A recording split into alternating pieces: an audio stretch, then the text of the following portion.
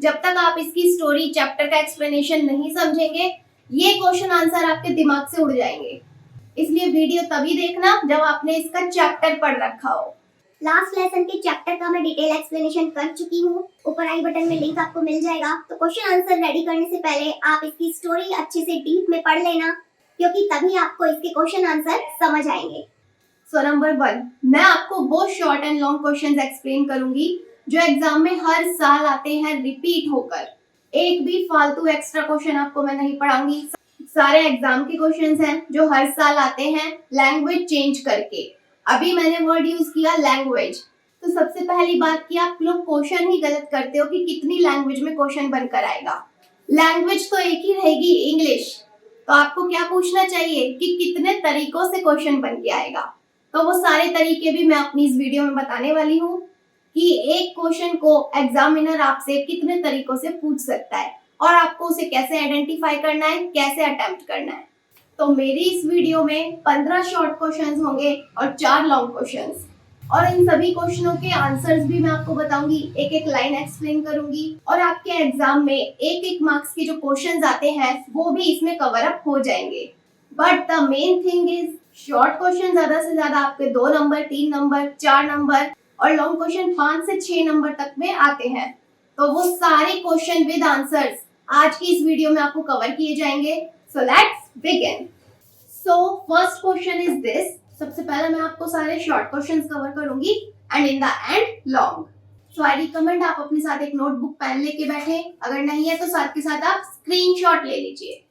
अब देखो, ये जो क्वेश्चन है ये आपसे 2 तरीकों से पूछ सकते हैं, यानी कि मीनिंग एक ही है क्वेश्चन का, बस उन्होंने क्या किया है, वर्ड्स चेंज कर दिए हैं आपको कंफ्यूज करने के लिए। So why was French afraid when he was going to school that day? उस दिन फ्रेंच को डर क्यों लग रहा था स्कूल जाने से? करेक्ट। सेकंड क्या है, why was French under the great dread of being scolded? क्यों फ्रेंच डर से घिरा हुआ था डांट खाने की वजह से? क्योंकि उसके मन में था कि मैं स्कूल पहुंचूंगा और टीचर मुझे डांटेंगे।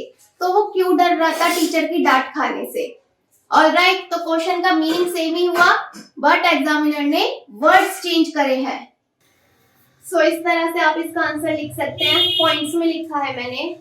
आपको आंसर जो है अपनी लैंग्वेज में बनाना चाहिए, बट आप मेरा ये वाला आंसर भी लिख सकते हैं and you will get full on full marks.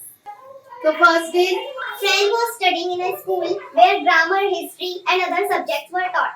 French एक ऐसे स्कूल में पढ़ता था जहाँ ग्रामर, हिस्ट्री और बाकी सभी सब्जेक्ट्स पढ़ाए जाते थे, बट फ्रेंच लैंग्वेज में। Second, being late for school, he was fearing last the teachers should scold him. एक तो वो स्कूल के लिए लेट हो गया था और लेट होने की वजह से उसे डर लग रहा था कि टीचर हर बार की तरह मुझे डांटेंगे। Last is, on the other hand, the boy was to recite on participles, but he did not know even the first word of participle. दूसरी तरफ जो फ्रेंच था उसको पार्टिसिपल याद करने के लिए बोला गया था, क्योंकि आज स्कूल में पार्टिसिपल का टेस्ट था, लेकिन उस लड़के को पार्टिसिपल का एक शब्द भी याद नहीं था। So this was the reason French was afraid when he was going to school. तो इस वजह से वो उस दिन स्कूल जाने से डर रहा था। You can take screenshot and video को आपको कंप्लीट देखना है विदाउट स्किप, बिकॉज अगर आपने स्किप किया तो क्या पता कौन सा एग्जाम का इंपॉर्टेंट क्वेश्चन आप स्किप कर दें। नाउ सेकंड क्वेश्चन, ये आपसे 3 तरीकों से पूछा जा सकता है।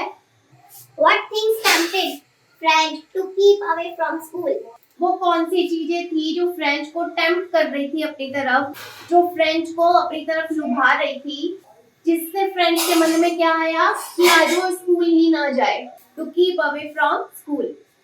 और किस तरह से आपसे पूछ सकता है, For French, what was much more tempting than going to school and why? French के लिए वो क्या चीज थी जो सबसे ज्यादा इम्पोर्टेंट थी, स्कूल जाने से भी ज्यादा उसे वो इम्पोर्टेंट लग रही थी, और क्यों, why. What tempted the narrator? यहाँ पे क्या शब्द का यूज किया है, narrator. What tempted the narrator to bunk school that day? उस दिन स्कूल बंक करने के लिए वो क्या चीज थी जो नैरेटर को टेम्प्ट कर रही थी अपनी तरफ खींच रही थी, क्योंकि हमारी इस स्टोरी का नैरेटर कौन है, फ्रेंच है, इसलिए एग्जामिनर ने इस क्वेश्चन में फ्रेंच शब्द यूज नहीं किया। क्या शब्द यूज किया है? नैरेटर। तो ये छोटी छोटी चीजें हैं जिनका ध्यान रख के आपको इनका आंसर देना है। ऑलराइट, तो 3 तरीकों से एक ही क्वेश्चन को पूछा गया है, मीनिंग एक ही है, बट अगर आपने इस तरह से क्वेश्चंस नहीं पढ़े होते तो आप कंफ्यूज होते। So here is your answer. The narrator was tempted to bunk school because it was a very warm and bright day and he had no mind to go school. उस दिन narrator school को क्यों bunk करना चाहता था? क्योंकि वो एक बहुत ही सनी और ब्राइट डे था, बहुत ही सुंदर दिन था और उस दिन का एटमॉस्फेयर देख के उसका मूड ही नहीं हुआ स्कूल जाने का। फर्स्ट थिंग तो ये। Next is for a moment he thought of running away and spending the day out of doors. फिर उसने क्या सोचा कि आज मैं स्कूल ही नहीं जाऊंगा और कहीं दूर भाग के पूरा दिन आज मैं घर से बाहर ही गुजारूंगा। He wanted to enjoy the chirping of the birds. वो बर्ड्स की, पक्षियों की चहचहाहट को एंजॉय करना चाहता था। And the drill of the Prussian soldiers. जब वो स्कूल जा रहा था तो उसने रास्ते में देखा था प्रूशियन सोल्जर्स को जो कि ड्रिल कर रहे थे सड़क पे। तो ये सीन भी उसे बड़ा टेम्पटिंग लगा। This is important scene. तो ये सीन देखकर भी उसका मन बदल गया कि आज तो मैं यही सब बाहर का नजारा देखकर अपना दिन बिताऊंगा, एंजॉय करूंगा। So these are all the reasons that French tempted to keep away from school. You can take screenshot again. Okay, third question is Why did French feel surprised on entering the classroom? जब French ने classroom में enter किया तब उसको क्या shock लगा और classroom में एंटर करके वो सरप्राइज क्यों हुआ? सो you can write this answer. The school and all other things were quiet, like Sunday morning. उस दिन स्कूल में और स्कूल की जो बाकी सारी चीजें थी वो कैसी दिख रही थी? संडे मॉर्निंग जैसा। ऐसा लग रहा था कि आज संडे है और स्कूल में कोई भी नहीं है। The whole school seemed very strange and solemn.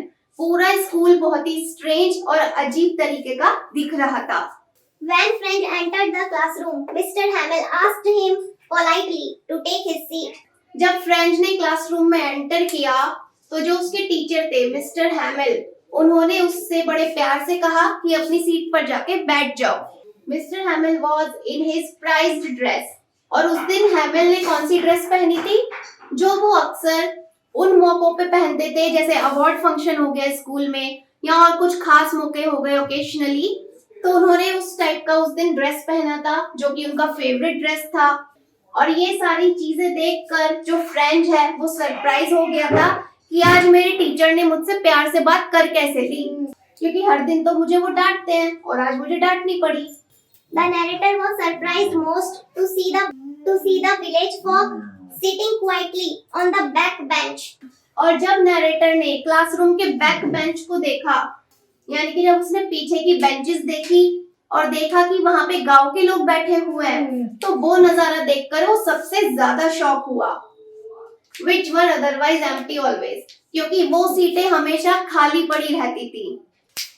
तो क्लासरूम का ये सीन देखकर और स्कूल का ये सीन देखकर और अपने टीचर का ये बिहेवियर देखकर जो फ्रेंच है वो सरप्राइज हो गया।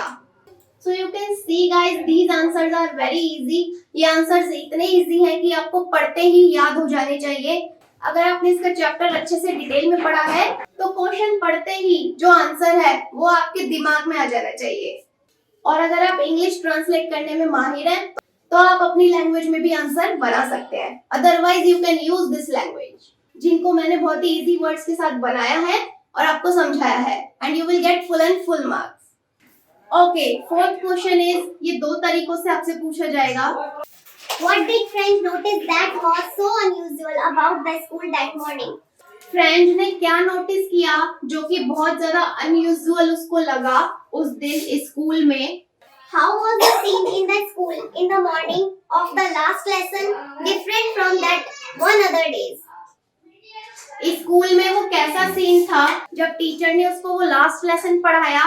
वो लास्ट लेसन का पढ़ाया हुआ सीन वो कितना अलग था बाकी डेज से, तो वो एक्सप्लेनेशन आपको यहाँ बताना है।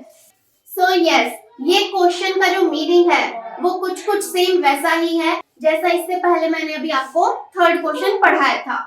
तो उसका जो मैंने आपको आंसर लिखवाया था, उस सेम आंसर को आप थोड़ा लैंग्वेज चेंज करके इस तरह से भी लिख सकते हैं। क्या लिखा है मैंने? French notice many unusual things at the school that day. उस दिन उसने स्कूल में बहुत सारी अजीब चीजें नोटिस करी। French saw that the back benches which were always empty were occupied by the village people. उसने क्या पाया कि क्लासरूम के जो पीछे के बेंचेस हैं, जो कि हमेशा खाली पड़े रहते थे, आज वो भरे हुए हैं। किनसे? गांव के लोगों से। आज वहां पे गांव के लोग बैठे हुए हैं। On that day, everything was quiet and it appeared to be like a Sunday. और उस दिन स्कूल में जाके ऐसा लग रहा था जैसे आज संडे हो, क्योंकि हर जगह शांति छाई हुई थी। Quiet. Mr. Hamill was walking up and down with his terrible iron ruler under his arm. और मिस्टर हैमिल जो थे, जो फ्रेंच के टीचर हैं, वो ऊपर नीचे वॉक कर रहे थे, अपना वो डरावना सा लोहे का डंडा अपनी बाहों में दबाए हुए। ऑलराइट, तो आंसर वही है सेम पहले वाला, बट यहाँ मैंने थोड़ा लैंग्वेज चेंज करके बताया है और यहाँ पे ये डंडे वाली लाइन मैंने ऐड करी है। तो इस तरह से आप भी लैंग्वेज चेंज करके अपना आंसर खुद बना सकते हैं। फिफ्थ क्वेश्चन इज, ये आपसे दो तरीकों से पूछा जा सकता है एंड वीडियो में बोर आपको बिल्कुल नहीं होना है, क्योंकि अभी आपको पूरे 15 क्वेश्चंस कवर करने हैं।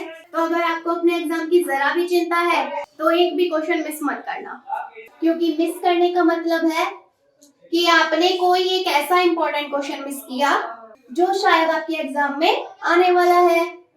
अब वो इनमें से कोई सा भी हो सकता है।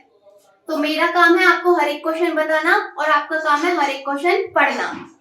So why were the old men of the village present in the school room? उस दिन स्कूल के रूम में, स्कूल के क्लासरूम में गांव के सारे बूढ़े आदमी क्यों बैठे हुए थे?